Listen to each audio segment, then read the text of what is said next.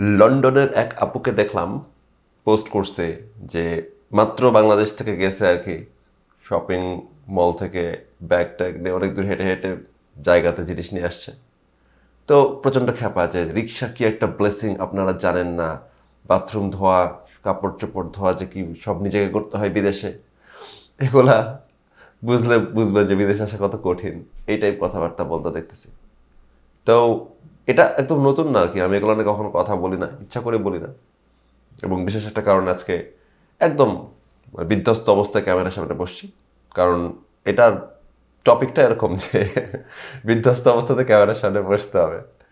তো এটা নিয়ে কথা বলি না, আমি এরকম প্রচুর মানুষজন দেখছি যারা আছে হচ্ছে মনে করেন যে দেশের মধ্যে যে অবস্থায় ছিল, ধরেন জীবনে এখানে তো অনেকে অনেকভাবে আসে, বিদেশে পড়াশোনা করতে আসে, অনেকে হয়তো সরাসরি চাকরি নিয়ে আসে।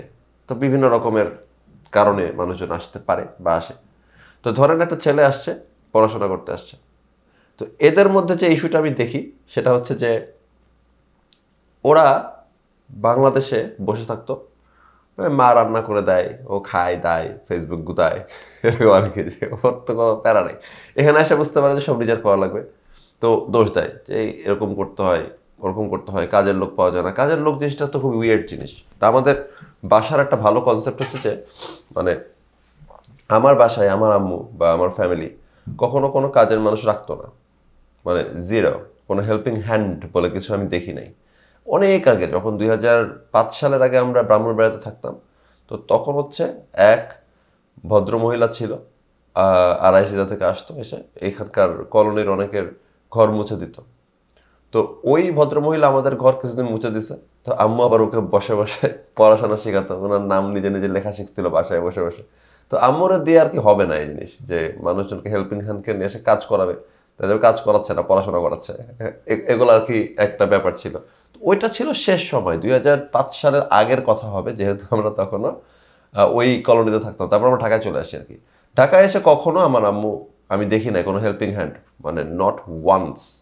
কোনো কাজের মেয়ে, কোনো কাজের বুয়া, কোনো রান্না করা হোক অথবা ঘর মুছা হোক অথবা এনিথিং, কাপড় চোপড়, কোনো কারণে কোনো কাজের জন্য কাউকে আমি কখনো দেখি নাই বাসার মধ্যে। কেউ কখনো বাইরের লোক এসে আমাদের বাসায় কাজ করতে আসেনি, যেটা একদিক থেকে মানে সেফটির কথা চিন্তা করলে তো একটা ভালো জিনিস যে আপনি কখনো বাইরের লোক নিয়ে আসবেন না। কিন্তু আম্মু যেটা করতো যে যতদূর বুঝতে পারতাম যে ওর টেরিটরির মধ্যে কেউ নাক গলাবে, যদি আমি যা বলি যে এখন আমি চাটা বানাই, তো আম্মু হয়তো আমাকে চা বানাতে দিল, কিন্তু সমস্যা হচ্ছে যে ওটা খুব একটা পছন্দ করলো না আম্মু, যে আরে ভাই আমার টেরিটরির মধ্যে ঢুকছে। ওই টেরিটোরিয়াল জিনিসটার কারণে সম্ভবত আম্মু হচ্ছে কাজের লোক রাখতো না। মোট কথা হচ্ছে যে আমার একটা ভালো শিক্ষা হয়েছে যে আমার এই সেন্সটাই গ্রো করে নাই যে আপনার কাজ আরেকজন করে দিতে পারবে। আমি বাসায় তো খুব বেশি দিন থাকতেও পারি না, আমি তো রুয়েটে চলে গেছি, মানে কলেজ লাইফ পর্যন্ত আমি বাসায় ছিলাম। এরপরে হচ্ছে আমি যখন রুয়েটে চলে গেছিলাম, তো বাসা থেকে একবার বের হলে আর ঢুকা হয় না আর কি। তো কলেজ লাইফের পর থেকে বাকি সময় এখন পর্যন্ত আমি একা একাই আছি। এর মধ্যে বাংলাদেশের সিস্টেমটা খুবই খারাপ। বাংলাদেশের মেস সিস্টেমের মধ্যে আপনাকে একটা নির্দিষ্ট মেস মিল টাকা দিতে হবে, আপনাকে খাবার দিবে, কারণ কি আপনাকে এরকম জায়গায় দিবে না যেখানে আপনি নিজে রান্না করতে পারবেন অর সামথিং। সো ওই ডিপেন্ডেন্সিটা তখনও যায় নাই আমার, যেটা গেছে আমার দেশ থেকে চলে আসার পরে। তো দেশ থেকে চলে আসার পরে যেটা হয়েছে যে আমি প্রথমবারের মতন বুঝতে পারছি যে এইটার মতন ফ্রিডম আর নাই। মানে আগে আমার একটা ধারণা ছিল যে আমি তো রান্না বান্না নিজে নিজে করি না ওভাবে কখনো, আমি জানি কনসেপ্টটা কি, রান্না কীভাবে করতে হয়, বাট এটা একটা জিনিস, সেটা হচ্ছে যে আপনি নিজেকে সাপোর্ট করতেছেন, ওটা একটা জিনিস। সো দেশ থেকে চলে আসার পরে সবচেয়ে বড় লিবারেটিং জিনিসটা ছিল আমার মধ্যে যে আমি এখন জানি কেমন রান্না করতে হয়, আমার কাউকে দরকার নেই দুনিয়াতে আর। মানে আমার হোটেলে গিয়ে 300 টাকা দেওয়ার দরকার নাই যে তুমি আমার মাছ মুরগি রান্না করে দিবে আমি খাবো, কারণ আমি পারি না রান্না করতে। অথবা আমার কোনো একটা মা দরকার নাই বা বউ দরকার নাই, যে কারণে আমাকে রান্না করে দিবে, বাসায় এসে দেখবো যে রান্না হয়ে আছে। সো এইটার মতন ফ্রিডম, লিবারেটিং একটা ফিলিংস পৃথিবীর আর কোনো কিছু দিতে পারবে, পারবে না। কিন্তু ওই যে আগের কথায় ফিরে যায় যে কিছু লোকজনকে দেখি দেশ থেকে আসে ছেলেরা, তারা কি করে, সারা জীবন মা খাওয়াই দিছে, ওইখান থেকে আসছে সে বিয়ে করার জন্য অস্থির হয়ে যায়, সেক্স করার জন্য সে বিয়ে করতেছে না, তার একটা আম্মু লাগবে, সে একটা আম্মু খুঁজতেছে, এই জন্য সে বিয়ে করতেছে। তার একটা আম্মু আসবে, এসে ওকে আম্মু রান্না করে দিবে। আবার মেয়েদের মধ্যে একটা প্রবলেম কি, যে দুই ধরনের আছে মেয়েরা। একটা হচ্ছে যে যারা এসে হচ্ছে আপনার এরকম টাইপের দেখবে যে অনেক দূর থেকে নিয়ে আসতে হয়। ভাই আমি খুবই রিসেন্টলি অনেক কষ্টে একটা প্রচুর ভাঙা গাড়ি কিনতে পারছি। তার আগ পর্যন্ত আমার লাইফ ছিল যে অনেক দূর থেকে ব্যাগ করে নিয়ে আসতে তো হবেই, মানে আপনার হাত ছিঁড়ে যাবে, কারণ ওরা এরকম প্যাকেজিং করে না। আসল প্রবলেমটা প্যাকেজিংয়ে মূলত, যেই পোস্টটা নিয়ে মানুষ কান্নাকাটি করতেছে যে উনি ওয়ালমার্ট থেকে না কোত্থেকে জানি খাবার কিনে নিয়ে আসছে, তো ওনার আঙ্গুল ব্যথা করছে, তো ওনার ছবি তুলে বলতেছে যে দুঃখে যে আমাকে এত কষ্ট করতে হচ্ছে, রিক্সা নাই কেন, হাঁটতে হচ্ছে কেন। এখন এটা প্যাকেজিংয়ের প্রবলেম বলবো আমি, কারণ ওরা যে ধরনের প্যাকেটগুলো দেয় সেটা আসলে অ্যাট বেস্ট উপযুক্ত আপনি দোকান থেকে জিনিসটা নিয়ে গাড়ি পর্যন্ত নেওয়ার জন্য, ওটা নিয়ে পৃথিবী হাঁটার জন্য আসলে ওটা উপযুক্ত না। কিন্তু যাই হোক, ব্যাপার হচ্ছে যে এই জিনিসগুলো আমি মেয়েদের মধ্যে দেখি যে তারা অনেক বিরক্ত, কেন এত কষ্ট করতে হচ্ছে, হাঁটতে হচ্ছে। কারণ সবাই ননির পুতুল ছিল, রিক্সায় চড়তো, হাঁটবে না, সুযোগ পেলেই বাসা থেকে নেমেই লাফ দিয়ে একটা রিক্সা উড়ে যাচ্ছে, 2 পা হাঁটে না। ঢাকার মধ্যে হাঁটার কোনো বিকল্প নাই, এটা আমি বুঝতে পারছিলাম 2019 সাল থেকে 21 সাল। আমি একটা চাকরি করতেছিলাম অগমেডিক্সে, প্রতিদিন 6.5 কিলোমিটার হাঁটতাম প্রতিদিন। কারণ হচ্ছে 6.5 কিলোমিটার হাঁটতে তাড়াতাড়ি পৌঁছানো যায় অফিসে, 45 মিনিটে আমি পৌঁছাতে পারতাম অফিসে যদি আমি 6.5 কিলোমিটার হাঁটতাম। আর যদি আমি বাসে উঠতাম, রিক্সা উঠতাম, টেম্পোতে উঠতাম, তাহলে ওটা পৃথিবীর আমি সবগুলা কম্বিনেশন পারমিটেশন করে পাঠাওয়ের বাইক থেকে, উবারের বাইক থেকে শুরু করে, উবার তো নাই মানে বাইক মানে, যাই হোক, বাইক থেকে শুরু করে রিক্সা প্লাস বাস, শুধু বাস, বাইক প্লাস বাস, হাঁটা প্লাস বাস, রিক্সা, রিক্সা প্লাস বাস, রিক্সা, যত কম্বিনেশন আছে আমার বাসা থেকে অফিস যাওয়ার প্রত্যেকটা আমি ইউটিলাইজ করে দেখছি। সবচেয়ে কম সময় লাগে যদি আমি 6.5 কিলোমিটার হাঁটি এবং একটা রিক্সা নিই, তাহলে সরি একটা বাস নিই, তাহলে হচ্ছে আপনার সবচেয়ে কম সময় লাগে। তা না হলে ওইটা বিট করা সম্ভবই না, বা ঢাকার জ্যাম বিট করা সম্ভবই না। সো আমি হাঁটতে পারতাম পুরাপুরি নবী রাসূলদের মতন প্রচণ্ড গতিতে। তো এখন কথা হচ্ছে যে এইসব জিনিস যে করার পিছনে কারণটা কি, যে এত ননির পুতুল মাইন্ডসেট নিয়ে মানুষজন দেশেও কিছু, আমি মনে করি না যে দেশেও এই মাইন্ডসেট খুব একটা স্বাস্থ্যের জন্য ভালো, মানে স্বাস্থ্যের জন্য মানে সবকিছু, ক্যারিয়ার, স্বাস্থ্য, সবকিছুর জন্য ভালো। বিদেশেও এটা ভালো কিছু না। এরকম মাইন্ডসেট কেন থাকবে মানুষের, যে হচ্ছে আমি এত কিছু করি তারপরে হচ্ছে পড়াশোনা করি, এরকম কথা বলে অনেকে। তো এটা একটু অ্যান্টি ফেমিনিস্ট আলোচনা হয়ে যাবে মনে হচ্ছে, কিন্তু এই কথাটা, এই আলোচনাটা করার দরকার আছে। যে অনেকে আমি দেখছি এরকম বলতেছে যে ঘরদোর সামলাই, আবার হচ্ছে ক্যারিয়ারও সামলাই। তো ডা আমরা সবাই তো ঘরদোর সামলাই আর ক্যারিয়ার সামলাই। তো এটা তো আমি আলাদা করে পোস্ট করে লিখি না কোথাও। কোথাও কি দেখছেন যে কেপি এমন লিখতেছে যে আমি আসলে বাসার মধ্যে আমি রান্না করি, আমি জামা কাপড় ধুই, আমি আমার বাসন কোসন মাজি, আমার তো কেউ নাই, তাই না? আমি কি হচ্ছে এখানে কি আমি আমি আর আমার বউ মিলে থাকতেছি নাকি, যে হচ্ছে আমার বউ আমার সবকিছু করে দিচ্ছে? অথবা ইভেন যদি আমি কখনো বিয়েও করি, এটা তো আইডিয়া না যে আমার বউ সবকিছু করে দিবে, কারণ আমি নিজে তো সবকিছু করি। আমি রান্না করি, আমি বাসন কোসন ধুই, আমি হচ্ছে মানে জামা কাপড় ধুই, তারপরে হচ্ছে আমি আমার পড়াশোনা করি, আমি এতগুলো বইপত্র লিখি, আমি রিসার্চ করি, আমি পড়াশোনা করি, এগুলো তো সব আমি করতেছি। এখন কখনো কি এক্সকিউজ দেখছেন যে আমি বলতেছি যে হ্যাঁ আমি সংসারও সামলাই আবার ক্যারিয়ারও সামলাই? অফকোর্স তুমি সংসারও সামলাবা, ক্যারিয়ারও সামলাবা, দ্যাটস দ্য এক্সপেকটেশন। ছেলেদের জন্য এটা এক্সপেকটেশন, মেয়েদের জন্য এটা এক্সপেকটেশন। কিন্তু মেয়েদেরকে দেখছি আমি একটা এক্সট্রা ক্রেডিট নিচ্ছে। ইয়েস আমি কিন্তু এটা করি, আমি কিন্তু রান্নাও করি আবার পড়াশোনা করি, এটাই তো করা উচিত। যেটা একটা লিবারেটিং ফিলিং, যে আমি কারোর উপর ডিপেন্ড করি না, যেটার জন্য আমি অনেক বেশি গ্রেটফুল যে আমেরিকা এসে এটা ফুল এই ফ্রিডমটা পাইছি। যেমন কালকের উদাহরণ দিই, 10টা 53-তে আমি ল্যাব থেকে ফিরে আসছি রাত। তো রাত 10টা 53-তে আসছি, এমন না যে রাত 10টা 53-তে আসছি কারণ আমার নেগলিজেন্স আছে। আমি সকালবেলা থেকে সকালবেলায় বের হয়েছি, সকালবেলা বের হয়ে ক্লাস করছি, 2টা ক্লাস ছিল। তো আরও একটা অবজারভেশনের একটা এক্সট্রা দায়িত্ব ছিল, ওটাতে আমি ফাঁকিও মারছি, ওটা ফাঁকি মেরে কুলায় নাই আর কি। মানে ওইটা তো ফাঁকি মারার পরও সেই সকাল থেকে আমি ক্লাস করতেছি, ল্যাবে যাচ্ছি, অন্যান্য কাজ কারবার করতেছি, করে টোরে এসে 10টা 53-তে আমি আমার ল্যাব থেকে বের হয়ে আসছি। কারণ আমাদের কী করতে হয়, পিএইচডি স্টুডেন্টরা কী করে, আমরা গবেষণা করি, আমরা ল্যাবে ঢুকি, ঢুকে ল্যাবে আমরা কিছু একটা আবিষ্কার করার চেষ্টা করতেছি, ওটা করি। এক একটা এক্সপেরিমেন্ট অনেক সময় লাগে, এবং এটা তো আমার প্রফেসর কেউ দেখতে আসবে না, কিন্তু আমাকে রেজাল্ট বের করতে হবে, না আমার পিএইচডি হবে না।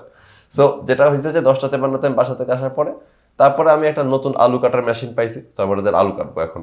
এই এক্সাইটমেন্ট নিয়ে এসে আমি আলু কাটলাম, তারপর রান্না করলাম। সেই রান্না বান্না হইতে যতটুকু সময় লাগলো, তারপর খাওয়া দাওয়া করলাম, 12টা সামথিং বাজে। এদিকে আমি আমার গ্রুপের ল্যাবের মেম্বারদেরকে বলছিলাম যে 11টার সময় আমি একটা পোল দিব, সেই পোল থেকে আমরা পেপার বাছাই করব। সেটা করতে পারি নাই কিন্তু, কারণ আমার তো খাবার নাই, সারাদিন খাই নাই, এখন আমাকে রান্না করতে হবে না। তো এই জিনিসগুলো যে করছি, এটা নিয়ে আজকে কথা বলছি। এই ঘুমতে করে দেখি যে এক আপু খুব খেপে গেছে যে কেন তার রিক্সা নাই, কেন তার বাসার মধ্যে কাজ করার জন্য মানে হেল্পিং হ্যান্ড নাই। তো এটা দেখে আমার মেজাজটা খারাপ হয়েছে যে ভাই কালকে রাত 11:53 10:53 এসে আমি রান্না করতে বসছি। তারপরে আমি কখনো মানে জীবনেও এই জিনিসগুলো নিয়ে কথা বলা দরকার, এই কারণে যে জীবনেও কোনো ছেলেকে আমি দেখি নাই যে ক্লেম করতেছে। প্রতিটা ছেলে কিন্তু এমন না যেটা আমি ইউনিক, আমি স্পেশাল এটা বলতেছি, সব ছেলেরা এই কাজ করে। বাংলাদেশে বসে বসে সব ননির পুতুল থাকে, কিন্তু যখন তারা আমেরিকায় আসে, যখন তারা ইউরোপে যায়, তখন তারা তো এটা করে। এবং এটা করার মধ্যে এমন কোনো আলাদা ক্রেডিট, আলাদা কোনো যে খুবই খুশি হয়ে যাব যে আমি একটা বাড়তি কিছু করতেছি এটা বলবো, এটা বলার মতন কিছু নাই দেখে ছেলেরা বলে না। কিন্তু বাংলাদেশি মেয়েরা যখন কোনো ক্যারিয়ার বিল্ড করে সুন্দর মতন, তখন মেয়েদেরকে আমি কথাটা বলতে দেখি, যেটা আমার যে মেয়েদের জন্য সম্মানের জিনিস না, অসম্মানের জিনিস। এবং ছেলেদের জন্য আরো বেশি অসম্মানের জিনিস যে ছেলেরা কিছু করে না দেশে। ছেলেরা একটা বিয়ে করে ধরে নেয় যে মেয়েটা রান্না করবে। এখন যদিও দুনিয়া অনেক চেঞ্জ হয়েছে, এখানে আমি অনেক ছেলেকে চিনি দেশের মধ্যেই থাকে, অ্যাটলিস্ট রান্না বান্না নিজেরাও করে, বউ করে, ঘর বাড়ি নিজেরাও সামলায়, বউ সামলায়, হুইচ ইজ গুড। মানে এখন এটা হচ্ছে, আস্তে আস্তে এটা আরো হবে। কিন্তু এই জিনিসগুলোকে গ্লোরিফাই করার থেকে ছিল, এটা তো গিভেন। আপনি মানুষের জন্মাইছেন, আপনাকে খাইতে হবে, খাইতে গেলে রান্না করতে হবে। আপনার অনেক টাকা থাকলে আপনি কিনেও খাইতে পারেন, কিন্তু আপনার খাইতে হবে। আপনি মানুষের জন্মাইছেন, আপনাকে জামা কাপড় পরতে হচ্ছে, জামা কাপড় ধুইতে হবে। আপনি মানুষের জন্মাইছেন, খাচ্ছেন, বাটি পুটি তো ধুইতে হবে। সো এখানে আসলে আপনার বুয়া লাগবে কেন? এটা তো গিভেন যে আপনি 2টা ক্যারিয়ার সামলে আপনি এই কাজ করবেন। যেমনটা আপনার গোসল, আপনার ব্রাশ করা, আপনার মানে চুল আঁচড়ানো, এগুলা কি আপনি কাজের লোকের উপর ছেড়ে দেন? অনেক টাকা যাদের তারা হয়তো ছেড়ে দেয়। একসময় রাজারা নাকি হাগু করতেও যাইতো না, ওরা নাকি নিয়ে যাইতো। কিন্তু কথা হচ্ছে যে যেরকম আপনি গোসল করাটা নিজের উপর ছেড়ে দেন, গোসল করার মতোই একটা কাজ হচ্ছে রান্না করা, কাপড় ধোয়া, বাসন মাজা। এটার মধ্যে তো ওভার গ্লোরিফাই করার কিছু নয় যে ঠিক আছে ইয়েস দেখো আমরা এগুলো করতেছি, আবার পড়াশোনা করতেছি। এটা তো গিভেন। আপনি বেঁচে থাকতে হলে তো আপনাকে এগুলো করতে হবে। এরপরে আপনি পড়াশোনা করবেন, এরপরে আপনি 26টা বই লিখবেন, এরপরে আপনি পিএইচডি করবেন, এরপরে আপনি সবকিছু করবেন। এটা তো গিভেন। বসে বসে তো করলে হবে না এরকম যে আসলে সবকিছু অন্যরা করে দিবে, কিন্তু যে মুহূর্তে অন্যরা করে দিবে না, উঠে আপনি কেন্দ্রে উঠবেন যে দেখো জীবন কত কঠিন। এতদিন তোমার ননির পুতুল বানিয়ে রাখছে কেউ, এটা তো তোমার প্রিভিলেজ রে ভাই। ওই জন্য খুশি থাকো যে এতগুলো বছর আমাকে রিক্সা টানছে, এতগুলো বছর আপনি রিক্সা ছাড়া চলেন নাই, খাবার দাবার কিনে দিছে মানুষজন, বাজার করে দিছে আব্বু। এরকম তো এতদিন পর্যন্ত আপনি প্রিভিলেজ পাইছেন, এই প্রিভিলেজটা আপনাকে দুর্বল করছে। এই উইকনেসগুলো থেকে আমাদের বের হইতে হবে। যাক, এখানে আলোচনার মূল বিষয় হচ্ছে যে আমরা এগুলাকে যাতে উইকনেস হিসেবে মার্ক করতে পারি। মানে আমি যদি রান্না করতে না পারি, সেটা একটা উইকনেস, এটা খুবই খারাপ একটা জিনিস। আজকে রান্না বান্না করার চেষ্টা করে দেখেন, কারণ এটা তো আপনাকে স্ট্যান্ডার্ড করে ফেলবে। যে আমি যদি কোনো দিন ধরেন আপনার মা আপনাকে রান্না করে দেয়, এখন ধরা যাক যে যে কোনো কিছুটা হলো যে আপনার মা এখন আর আপনার সাথে নাই, তাহলে কি আপনি বন্দী হয়ে গেলেন না? তখন আপনি যে সাথে ডিল করবেন কেমনে? অথবা আপনার বউ আপনাকে রান্না করে দিচ্ছে, এখন কালকে ডিভোর্স হয়ে গেল, তাহলে আপনি বন্দী হয়ে গেলেন না? আপনি এই জিনিসগুলো তো আপনার ফ্রিডমের অন্তরায়। আপনাকে স্বাধীন হইতে হইলে সবার আগে জানতে হবে যে এই জিনিসগুলোতে অন্য কারো হেল্প না নিয়ে কীভাবে বেঁচে থাকতে পারবেন। ঠিক আছে, নিখুঁত হইতে হবে না। আমি তো আর 20টা পদ রান্না করতে শিখি নাই এখনো, ইভেন আমার আগ্রহ নাই। আমার সাথে রান্না বান্না করার কোনো প্যাশনের জায়গা না।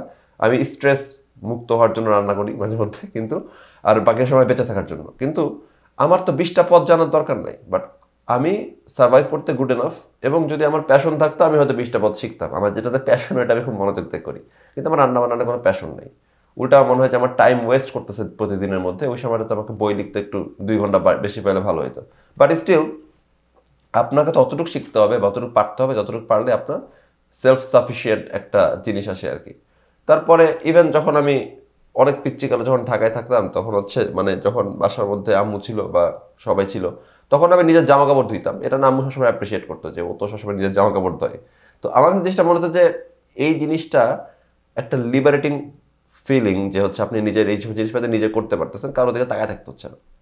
এখন আপনারা যে এই জিনিসটা যারা যারা এখনো করেন না, বা মনে করেন যে যেসব মেয়েরা মনে করেন যে আমি তো অনেক কিছু করি তারপর এগুলো করি, প্রাউড মানে থাকেন এগুলো নিয়ে, এটা একটা আছে যে মানুষ হিসাবে প্রাউড হওয়ার ব্যাপার আছে, আপনি যা করেন তাতে প্রাউড থাকবেন, কিন্তু এটা তো একটা এক্সট্রা প্রাউড হওয়ার কিছু নাই। আবার যেসব ছেলেরা মনে করেন যে এগুলা তো অন্য কেউ করে দিচ্ছে, সো আপনার চোখে পড়ে না যে একটা ছবি আছে না, যে একটা মেয়ে দৌড়াচ্ছে, তার দৌড়াতে দৌড়াতে তাকে কাপড় কাচতে হচ্ছে, বাসন মাজতে হচ্ছে, খাবার রান্না করতে হচ্ছে, এতগুলো ব্যারিয়ার পার করে তার রেস শুরু হবে। ছেলেটার রেস একদম ক্লিন, ও দৌড় শুরু করবে ক্লিন অবস্থায়। বর্তমান যুগে অবস্থা এরকম না। বর্তমান যুগে অবস্থা হচ্ছে যে ছেলের সামনেও ইকুয়ালি কাপড় কাচতে হচ্ছে, রান্না করতে হচ্ছে, সবকিছু আছে। কিন্তু যদি আপনার সামনে না থাকে, সেটা লজ্জা হওয়ার মতো একটা বিষয়। এটার উল্টাটা না, কিন্তু মেয়েটার সামনে প্রতিবন্ধকতা আছে, বিষয়টা এরকম না। ছেলেটার সামনে নাই মানে ছেলেটার লজ্জা হওয়া উচিত, ওকে অন্য কেউ বেবি করে পেলে পুষে বড় করতেছে। এই বেবি করা ছেলেদেরকে মেয়েরা খুব একটা পছন্দ করে না এদের, কারণ মেয়েরা বুঝতে পারছে যে এইসব জিনিস, এইসব বালছাল ছেলেদেরও করার কথা, কেন করবে না সে, তাই না? মানে এখানে তো এক্সট্রা ক্রেডিট নেওয়ার কিছু নেই। কোনো একদিন হয়তো আপনার অনেক টাকা হইতে পারে, সেটা মেয়েদেরও হইতে পারে, যেদিন তারা কিছুই করা লাগবে না, সে প্রতিটা বেলায় খাবার অর্ডার করবে এবং তাকে কিছু কেনাকাটা করতে হবে না, রান্না করতে হবে। এরকম দিন আমাদের জীবনে হয়তো সবসময় আসতে পারে, কিন্তু এটা ইউজুয়ালি গিভেন না যে সব কাজ কারবার ওরকম টাইপের কাজ কারবার মেয়েরা করবে এবং তারপর বলবে যে আমি সংসারও করি আবার ক্যারিয়ার করি। সংসার তো ছেলেকেও করতে হবে, ক্যারিয়ার করতে হবে ছেলেকে, এটাই গিভেন। তো ওই আপুর পোস্ট দেখে মনে হলো যে এই বিষয় নিয়ে একটা কথা বলা যায়, যেটা খুব একটা কারো পছন্দ হবে না। মেয়েরা মনে করবে যে আমি হয়তো অ্যান্টি ফেমিনিস্ট কথাবার্তা বললাম, আর ছেলেরা মনে করবে যে আমি ওদেরকে একটু নেংটু করে দিলাম ভরা বাজারের মধ্যে। কিন্তু একদিনের জন্য না হয় করা যাক নেংটু, এখন কি আর বলার আছে। সবাই ভালো থাকবেন, আজকের মতন বিদায়।